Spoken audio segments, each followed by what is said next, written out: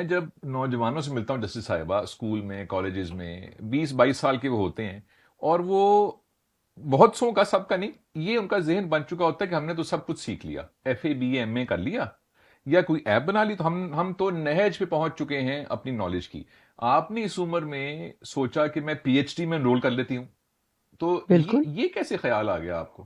اصل میں نے جس وقت کیا تھا ایم فل ہارورڈ سے، ان سے میں نے کہا تھا مجھے PhD کے لیے انرولمنٹ دے دیں، وہ دینے کو بھی تیار تھے. پھر میں نے سوچا میرے شوہر گھر میں ہیں، وہ سوچتے ہیں یہ کہاں جا کے وہاں بیٹھ گئی، and I seen some very adverse consequences of that kind of situation.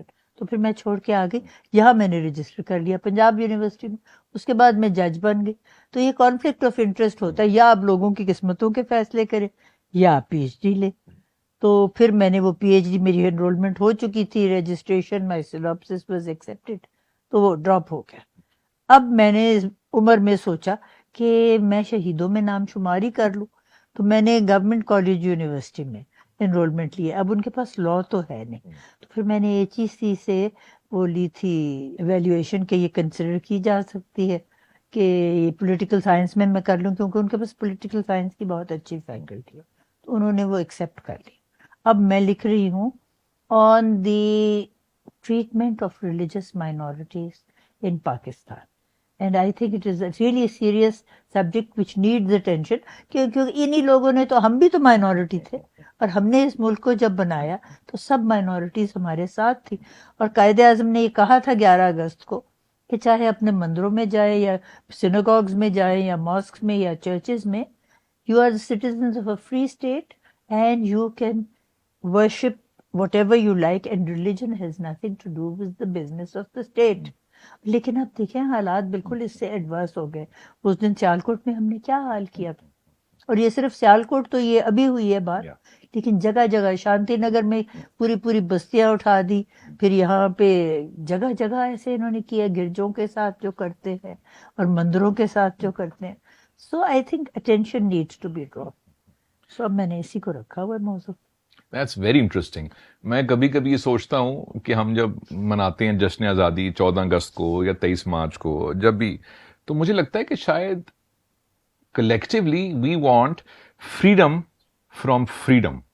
We don't want to be free because freedom comes with responsibility. It comes with so many, it's with power. لیکن بھئی پھر کچھ کرنا بھی تو ہوتا ہے نا.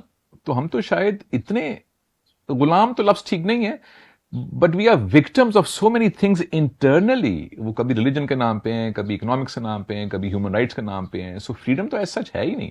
اور میں کبھی کبھی سوچتا ہوں کہ شاید کون لوگ ہیں وہ، کیونکہ مجھے تو میں بھی اپنے آپ کو اقلیت ہی محسوس کرتا ہوں اپنے ملک میں. دیکھیں سارے تو اقلیت ہو گئے، فرقہ بندی ہے کہیں اور کہیں ذاتیں ہیں، کیا زمانے میں پنپنے کی یہی باتیں. تو ہم سارے تو اقلیت ہو گئے. اور وہ کہتے ہیں نا ان کے لیے آئے تو میں چپ کر کے بیٹھ رہی کہ میں نے تو کچھ نہیں کرنا. Then they came for the others and I didn't do anything. Then they came for me and there was nobody. So یہی تو ہمارے حالات ہوئے. میں آج کل دیکھیں کتنے 75 سال ہو گئے پاکستان کو، اور جو کچھ بھی ہمارے یہاں صاحب اقتدار ہی ان کو کہیں، یا اس وقت جو ریاست کے بنے ہوئے ہیں اہل حکم برسر دربار، وہ کیا کر رہے ہیں کوئی سمجھ، اور کوئی ان میں سے فرق نہیں ہے یا کہیں کہ جی یہ دوسرے سے بہتر ہے. سب ہی تو ایک جیسے. میرا خیال ہے اب خواتین کو کچھ چھیننا پڑے گا اپنا حق. دیکھیں 48% آبادی تو ہمیں کر دی ہے انہوں نے، لیکن وہ 48% بھی بھاری ہو سکتی ہے 52%